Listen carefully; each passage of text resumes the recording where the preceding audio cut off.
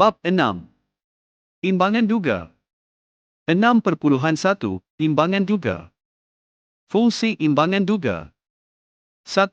Imbangan duga merupakan satu senarai baki-baki debit dan kredit yang diambil daripada akaun-akaun dalam ledger pada suatu tarikh tertentu. 2. Akaun-akaun dalam ledger direkodkan berasaskan sistem catatan bergu dan jika prinsip ini dilaksanakan dengan betul, maka jumlah debit imbangan duga mesti sama dengan jumlah kredit imbangan duga. 3. Fungsi imbangan duga adalah seperti yang berikut. Menyemak ketepatan catatan urus niaga yang berasaskan sistem catatan bergu. Menyemak ketepatan pengiraan dalam buku catatan pertama dan ledger. Menyemak ketepatan proses pengeposan dari buku catatan pertama ke ledger. Memudahkan penyediaan penyata kewangan. 4. Imbangan duga dapat disediakan dalam dua format, iaitu A. Bentuk T. B. Bentuk lajur. 5. Format imbangan duga bentuk T boleh dirujuk di muka surat 131. 6. Format imbangan duga bentuk lajur boleh dirujuk di muka surat 132. Penyediaan imbangan duga dari buku tunai runcit dan ledger. 1. Setelah buku tunai runcit dan akaun-akaun dalam ledger diimbangkan, maka baki-bakinya akan dipindahkan ke imbangan duga. 2. Akaun-akaun yang berbaki debit akan dipindahkan ke ruangan debit imbangan duga, manakala akaun-akaun yang berbaki kredit akan dipindahkan ke ruangan kredit imbangan duga. Rujuk contoh di muka surat 132 hingga 137. Penyediaan imbangan duga mengikut proses kitaran perakaunan. 1. Mengikut proses kitaran perakaunan, maklumat urus niaga yang diperoleh daripada dokumen sumber akan direkodkan dalam buku catatan pertama, seterusnya dipindahkan ke ledger. 2. Akaun-akaun dalam ledger akan diimbangkan untuk menghitung baki akhir. Baki-baki akhir tersebut akan disenaraikan dalam lajur debit dan lajur kredit imbangan duga. Rujuk contoh di muka surat 138 hingga 143. Kesilapan yang tidak menjejaskan keseimbangan dalam imbangan duga. 1. Imbangan duga yang seimbang tidak menggambarkan perekodan urus niaga yang bebas daripada kesilapan. 2. Hal ini demikian kerana terdapat sesetengah kesilapan yang tidak menjejaskan keseimbangan dalam imbangan duga. 3. Kesilapan ini dikenal sebagai kesilapan tidak ketara. 4. Jenis-jenis kesilapan tidak ketara dapat dijelaskan seperti yang berikut. A. Kesilapan ketinggalan catatan urus niaga. Kesilapan ketinggalan catatan urus niaga berlaku apabila satu urus niaga langsung tidak direkodkan dalam mana-mana buku.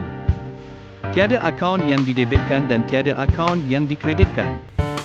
Sebagai contoh, ambilan barang niaga bernilai RM650 untuk kegunaan pemilik terlupa direkodkan dalam mana-mana buku.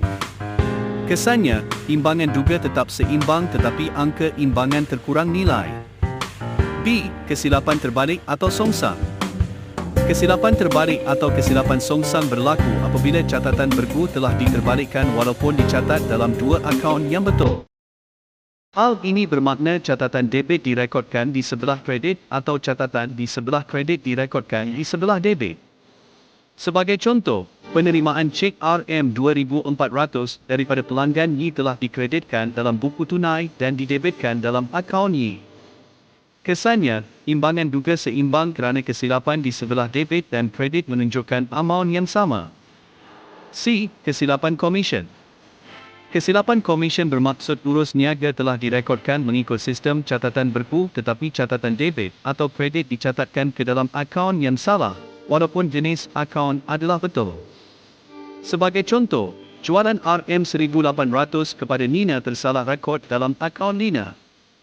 Kesannya, imbangan duga tetap seimbang kerana walaupun catatan dibuat ke dalam akaun yang salah tetapi jenis akaun adalah betul.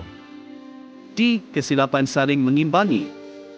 Kesilapan saling mengimbangi bermaksud kesilapan di sebelah debit telah diimbangi oleh kesilapan sama jumlahnya di sebelah kredit atau kesilapan di sebelah kredit telah diimbangi oleh kesilapan yang sama jumlahnya di sebelah debit. Sebagai contoh, Angkutan keluar berjumlah RM350 telah direkodkan sebagai RM300 manakala alat tulis berjumlah RM120 telah direkodkan sebagai RM170. Kesannya, imbangan rupiah masih seimbang kerana terkurang debit dalam akaun angkutan keluar sebanyak RM50 telah diimbangi oleh jumlah sama, iaitu RM50 yang terlebih debit dalam akaun alat tulis. Kesilapan prinsip. Kesilapan prinsip berlaku apabila suatu urus niaga dicatatkan dalam akaun yang salah tetapi mematuhi peraturan sistem catatan bergu. Sebagai contoh, belanja membaiki premis RM2,500 dengan cek tersilap rekod ke akaun premis. Kesannya, timbangan juga tetap seimbang. Kesilapan amaun. Kesilapan amaun berlaku apabila amaun urus niaga tersalah rekod dalam buku catatan pertama dan diposkan kerja.